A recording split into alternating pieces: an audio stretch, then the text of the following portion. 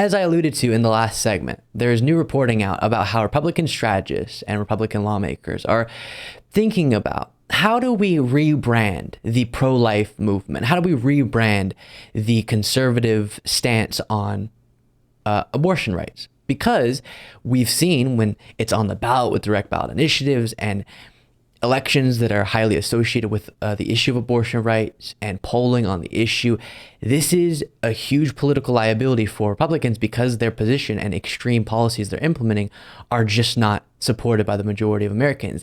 And not just that, but also it seems to be more than just someone will check the box that, yeah, I support abortion rights. It also is a motivator. It gets people out to vote. And people are in support of the Democratic Party position that is very profoundly reasonable.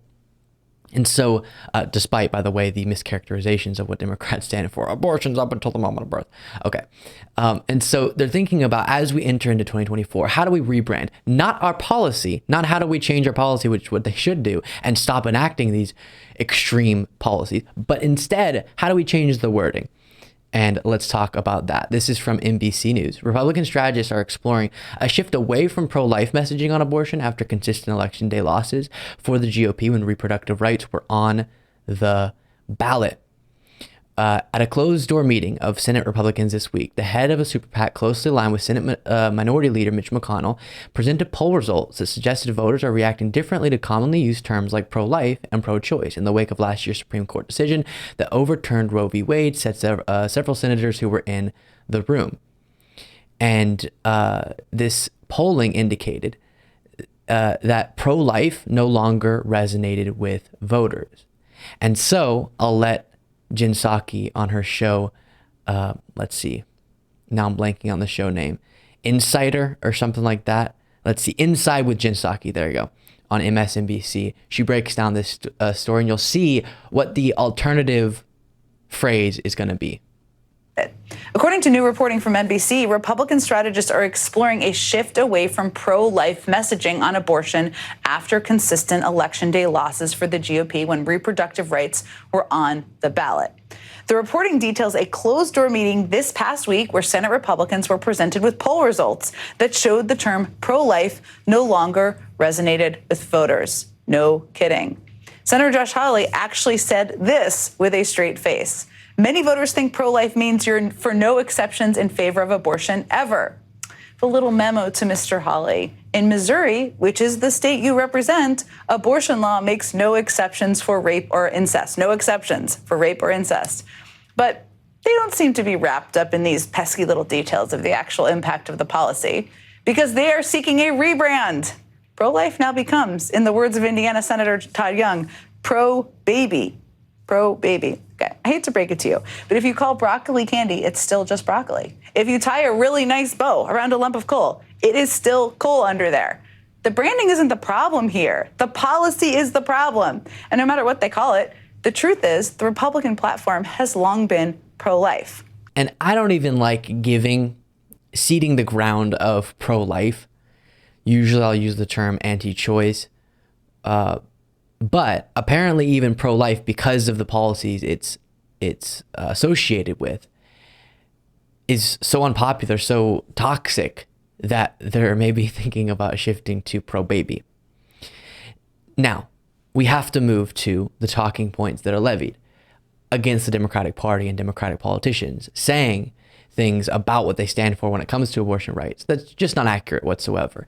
And I'll show you Marsha Blackburn exemplifying this, and then we will discuss. Because of the reality that they're aware of now, that their policies aren't popular on abortion rights, they have to make their policies seem more reasonable, or to distract from their own policies, they have to inaccurately depict what the other side stands for, such as this.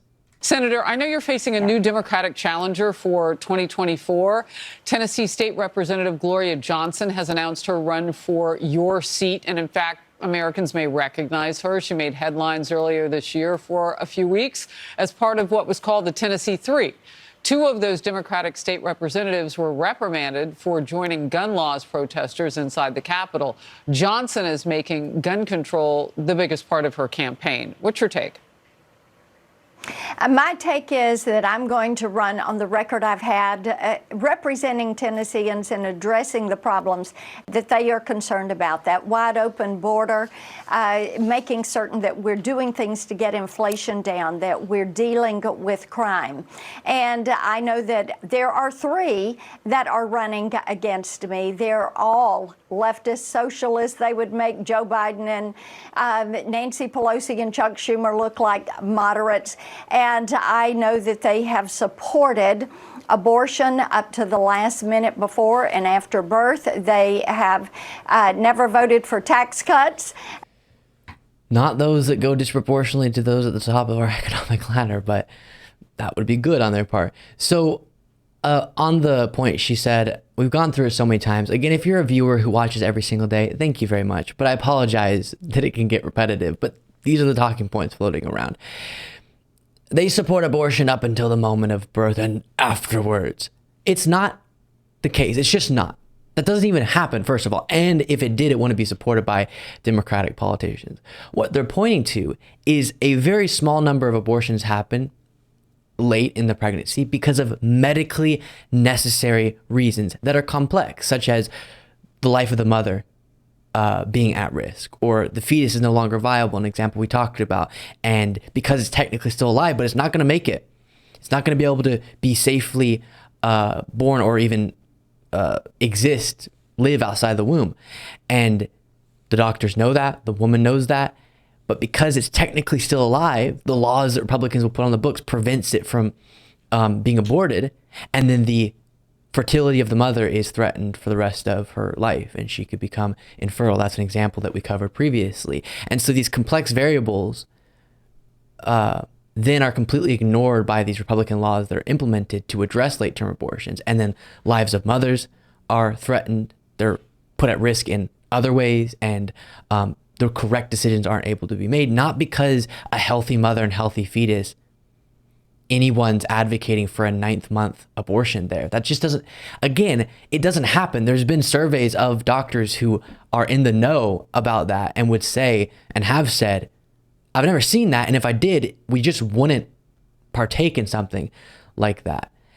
And the on-demand abortions, I guess, as Republicans would define it, happen exclusively in the first trimester, exclusively before viability, which is the stance of the Democratic Party as popularized around Roe v. Wade, and as we label Roe v. Wade to exemplify. So that is so reasonable. So much of the country, even a lot of Republicans, would hear that and go, I'm down for that. But they think Democrats stand for on-demand abortions in the 9th or 8th or whatever month of the pregnancy. And only exclusively what's going on there is medically necessary abortions. But they lie about it so that their policies, their extreme bans seem less extreme, or so that people focus on their lies and not their extreme policies. That's what's going on there. So they can try to do that or rebrand from pro-life to pro-baby. Until they change their policies, Americans are going to be against what they stand for. Thank you so much for watching. If you want to be a part of what makes this show possible, plus get access to the full video version of the show hours before all the clips are able to be uploaded to the YouTube channel, plus get the bonus show on the weekends, you can do so by going to lukebeasleyshow.com/membership. That's lukebeasleyshow.com/membership, and there's a link in the description.